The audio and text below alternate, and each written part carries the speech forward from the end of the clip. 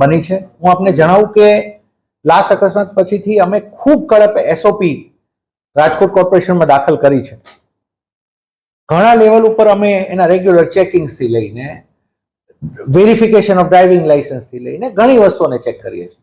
એની બાદ પણ જ્યારે આવી થોડી ઘટના બને છે તો અમારી માટે પણ દુઃખદ છે, પણ એટ ધ સેમ ટાઈમ અમે આપને જણાવીએ કે કોઈ પણ વ્યક્તિ જો આમાં બે જવાબદારી ભર્યું ડ્રાઈવરનું વર્તન છે, કંપનીનું વર્તન છે કે કોઈનું છે, we are not ready to tolerate this. કેમ કે આ બધું કરવા માટે તો અમે આટલી કડક એસઓપીથી લઈને આટલું ફોલોઅપથી લઈને મશીનરી બનાવતા હોઈએ છીએ. એની પછી જો ઘટનાઓ બને તો અમે સ્ટ્રિક્ટ એક્શન આની અંદર અમે લઈશું અને હાલ સુધી પણ લેવામાં ઘણું આવ્યું છે.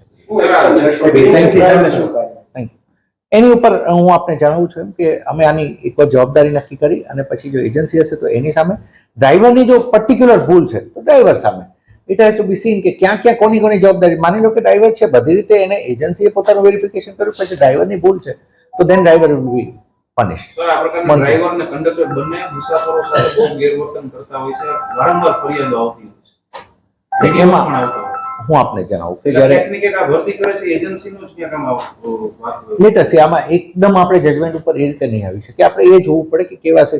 મેં એના સીસીટીવી ફૂટેજ મેં પોતે જોયા છે અને મને પણ લાગે છે કે મોટી ભૂલ છે આની.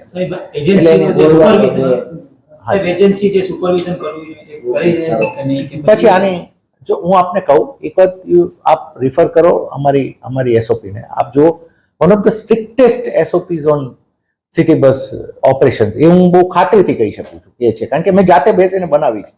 અમે એટલું સ્ટ્રિક્ટ કરીએ છીએ, પણ આ બધું કરતાના અંતે આવી ઘટના જ્યારે બને છે ત્યારે અમારી માટે પણ એ વસ્તુ છે કે આનું અમે મૂળ સુધી જઈને જોઈશું કે કયા સંજોગોમાં બને. બાકી આપણા ડ્રાઈવર્સ પહોંચીએ છીએ દરેક કેસમાં આપણે એક્શન લઈએ છીએ. ઇનફેક્ટ દરેક એક્સિડન્ટની અમે 2 કલાકમાં તો અમારો પ્રાઇમરી ચાલુ કરી દઈએ છીએ. પ્રાથમિક હકીકતની અંદર સાહેબ આ દારૂ પીધેલો હતો અને ફરિયાદ પણ નોંધાવી એની એક વખત તપાસ અંતે અમે તમને કહી શકશું, પણ આઈ એમ એશ્યોરિંગ યુ કે આની